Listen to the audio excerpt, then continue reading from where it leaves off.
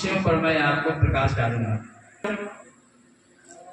कि चाहे आदमी श्रीमद् भागवत महापुराण के रचयिता वेद व्यास जी महाराज कहते हैं सज्जनों, तीन ही देवता हैं और महेश, ये तीन देवता हैं और तीन ऋण भी हमारे ऊपर होते हैं, जिसको हम कहते हैं देव ऋण, ऋषि ऋण और पितृ ऋण। आज इस उपलक्ष्य में हम यहाँ उपस्थित हैं, इसको हम कहते हैं पितृ ऋण। इससे ऊपर देवताओं का जो हम कार्य करते हैं, घर में पूजन आदि कराते हैं, यज्ञ करते हैं, वह है ऋषि ऋण। और उससे भी ऊपर एक देव ऋण है। अब इनका जो विभाग बांटा गया है, सीधे आप इस तरह से समझें कि देव ऋण यानी विष्णु, देव ऋण के लिए हम यदि अगर कोई कार्य करते हैं, कोई यज्ञ आदि करते हैं, दान आदि करते हैं, तो इससे सीधे विष्णु भगवान के पास वह जाता है और विष्णु भगवान प्रसन्न होते हैं।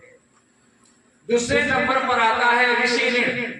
और ऋषि ऋण के लिए बड़ा आसान है, कोई यज्ञ भी नहीं करना है और बहुत खर्चे भी नहीं है। अगर आदमी चाहे तो जितने हमारे धार्मिक ग्रंथ हैं, वेद, उपनिषद, श्रीमद् भागवत महापुराण, 18 पुराण, ये जितने हमारे धर्मशास्त्र हैं, इनका केवल अध्ययन करिए और उस अध्ययन से जो चीजें आपके चिंतन में जो आती हैं, वह लोगों में बताइए। इससे ऋषि ऋण जो है हो जाता है, ऋषि ऋण से आदमी ऋण हो जाता है। और ऋषि ऋण से ऋण होने का मतलब सीधा है कि भगवान भोले शंकर का जो कर्ज हमारे शरीर पर है, वह ऋषि ऋण के करने से उनका कर्ज जो है समाप्त हो जाता है। और इसके पहले जो मैं बताया उसमें देव ऋण है, और देव ऋण में जब यज्ञ करते हैं, दान करते हैं, तो सीधे विष्णु भगवान का जो ऋण हमारे ऊपर है, उस ऋण से हम मुक्ति पाते हैं। अब तीसरे नंबर पर आता है पितृ ऋण। और पितृ ऋण जो है यही है, अगर हम अपने माता पिता के मरने पर जीवन में उनकी सेवा करें और मरने पर हम पिंडदान आदि जो करते हैं, ब्राह्मण भोजन का जो आयोजन करते हैं, उसमें जो दान सामग्रियां दी जाती हैं, इससे पितृ ऋण से आदमी मुक्त होता है आज। और पितृ ऋण के देवता कौन है? ब्रह्मा जी। और हम ब्रह्मा की संतान हैं।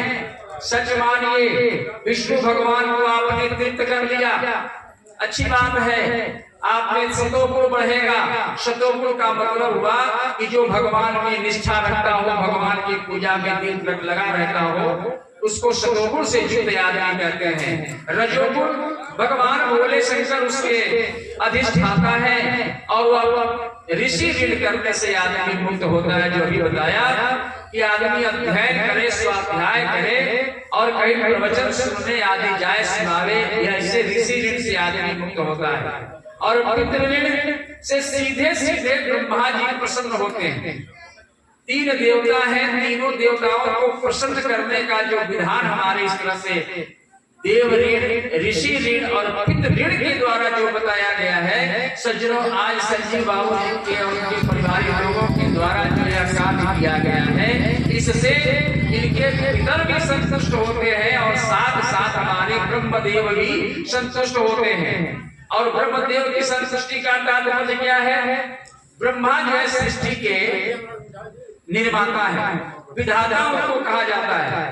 विधाता के नाम से ब्रह्मा को जाना जाता। और जितने हम यहाँ संसार में जीव हैं, चाहे वह मनुष्य हो, चाहे पिंड जो विभिन्न जरायु, जितने प्रकार के जीव हैं संसार में, सबके निर्माण करने वाले सृष्टि के निर्माता ब्रह्मदेव हैं। और ब्रह्मा की जब प्रसन्नता होती है तो हमारे घर में पूरा जो है संतति आगे बढ़ती है। इसलिए यदि अगर पितृ ऋण से आदमी जो है अगर मुक्ति न मिले, न प्राप्त करे, इसके लिए कोई कार्य न करे, तो एक ऐसा समय आता है कि उसके घर में आगे की पीढ़ियां रुक जाती है, यानी वंश वृद्धि नहीं होती।